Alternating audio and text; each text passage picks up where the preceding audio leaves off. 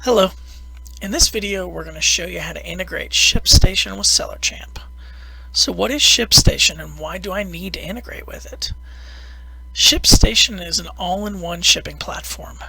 It interfaces with multiple marketplaces like eBay, Amazon, Shopify, and so forth, and allows you to pay for all of your shipping, print your labels, your packing slips, and order summaries, while pulling all of your customer data and orders from the marketplaces and using all of SellerChamp's data to populate your listings, like the weight, the size, the item remarks, the item conditions, then the item locations, so that you can find your orders in your warehouse quickly, pack them, and ship them out in a timely fashion. So let's go ahead and get started setting up your integration. First, go into your SellerChamp account, and from there go ahead and go into your settings. You'll see ShipStation integration. Go ahead and click on it, and you'll notice that you have an API key and an API secret. These are going to go ahead, you're going to have to go ahead and go over into ShipStation and get these keys. So over here, go ahead in ShipStation and go over to your settings, and you'll see account and then API settings. You'll see these keys here. I'm going to go ahead and copy each one and paste them into your SellerChamp key sections here.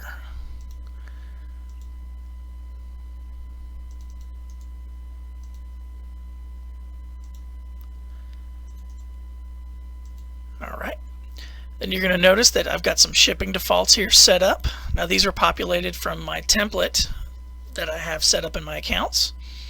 Basically, for each weight I've got a corresponding service. I can click auto send. This will make sure that I periodically send data into ShipStation.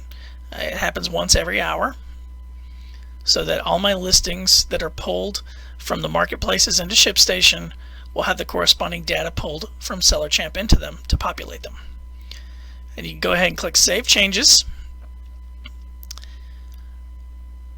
and you'll see that everything's been updated. And then from this point you can go ahead and hit Send Now. This will automatically push everything that is currently up to this point inside ShipStation that's been pulled from your listings there. It will send all that data in there to populate those sales so you can get them shipped. So let's go ahead and go back over to ShipStation now. And from here we can go ahead and update all of our stores.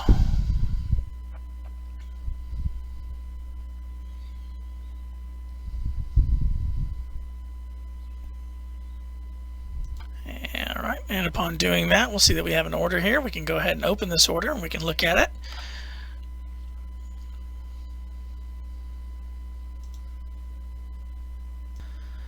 Alright, so upon looking at this order, you can see that this is the customer information that was pulled in. This is an eBay order.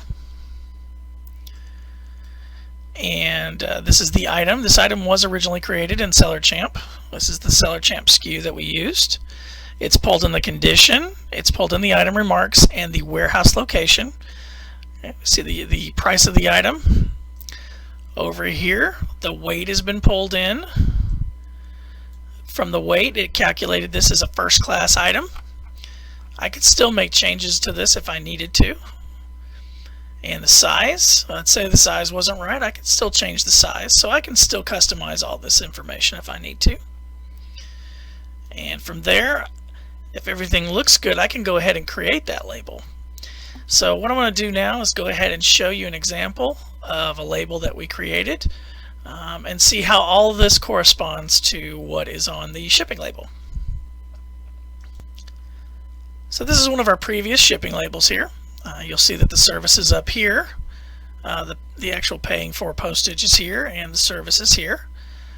The return address is up here, the ship to address is here. We've got our tracking number. And these are all laid out the same for US Postal. They're slightly different for UPS, but there's basically the same information. And then we have these corresponding fields that we can actually customize on the labels, and I'll show you how to do those shortly. But this is the first field, which is the SKU and the item name, and that was pulled from the SellerChamp data. And then this is the item location that was also sent over from SellerChamp. There was one more field that would populate if it was here, and that would be the the customer remarks. If they had made any, they would show up on this label as well. But they didn't make any, and so it didn't. So this is a sample of a shipping label. I can show you now how to customize those over in ShipStation. Okay, so we're back over in ShipStation now, and if you go over into your settings again, we can go over here to shipping. I'm sorry, it's in printing, and then printing setup and labels. So here you can see your settings. This is the shipping label setting. We've seen that a 4x6 is a very good size for shipping label. You can change the label DPI. Again, 300 is an optimal label. You can print batches for all of your labels if you wanted to print out a itemized batch list at the beginning or the end.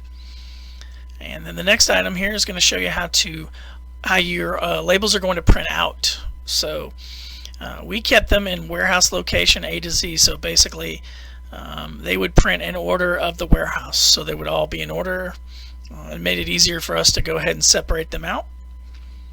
If you have some custom logos, you can actually put them in ShipStation and have them print on your labels as well. And these are the label messages you just saw at the bottom of that shipping label. So the first message here is the SKU and product number 1, and you can actually change all these from this drop down. You'll see that. And then message number 2 is the warehouse location. Again, you can change that. And 3 was the buyer notes. This also shows when the cutoff time for shipping is, and this here has been set to 6 p.m. And so if you save these changes, those will be in effect on all the labels you print from that point forward. I can also show you a couple extra things here as well. So one thing some people want to be able to do if they have multiple warehouse locations that are actually shipping their items out is they'd like to be able to filter by the locations. So if you're in your orders, again, you can actually create a filter for that. So if you go over here to save filters, and you'll see there's a couple filters here created. You can manage filters, and from here create a new one. So let's say we call this Amazon. So this may be the Amazon warehouse that you're going to use, and you can say that this is all Amazon orders.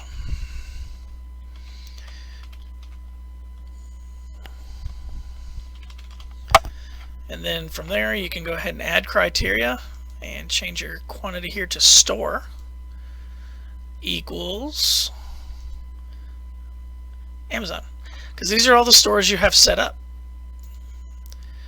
And so then this would make a filter to filter by store only.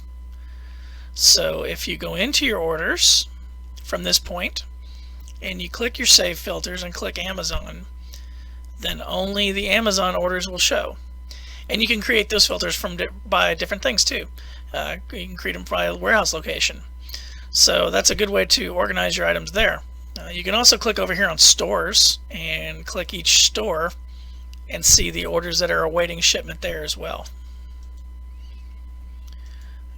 So there's one more thing I want to go ahead and show you before we wrap up this video, and it's about order summaries. Let me go ahead and pull one up and we can go over it real quick. So over here in my labels, I'm going to pull up an order summary, and you'll see that what I can actually do when you print the labels, and you print all the labels, you're going to be given a couple of options. You'll be able to print the labels, you'll be able to print packing slips, and you'll be able to print order summaries. So let me show you what an order summary looks like so that you can see how to use it. And I'm going to open this up in my browser. Okay, so here's an order summary. Now you're going to see this is much more detailed than a shipping label. It's actually going to break it down by customer, and it's going to put it in order, and then you're also going to see the small pictures that go with it, the SKUs, and all the items that are actually going together into this one order. Now this is the reason why we print order summaries, because if we went and go to print these labels and you saw the label before, the size of the label, there's only room for one item on this label. So if we had not actually printed that order summary, there's a very good likelihood that this second item here on here would not have made it into their order. So this gives you a good way to double check all of your labels to an order summary to make sure that both of these cameras that were on this both get into that order. And it's good because it's giving you the comments too. So if you pull the item and you look at it and you're like, hey, this doesn't look like salvage, this works, or vice versa, it might say new and it doesn't look new to you, that you can get in contact with that customer and make sure that you take care of it. So these order summaries are real good to print out, and so these are a good thing to have. That's going to go ahead and wrap up this video. I hope you found it useful. You'll see why ShipStation is so popular with us. It's got a lot of good features, and you can customize it a lot. So that's why we integrated with it, and we hope maybe you will too. So thank you for watching this video, and subscribe to your SellerChamp YouTube channel for more exclusive content. And as always, if you need any help with anything, you can contact us at support@SellerChamp.com.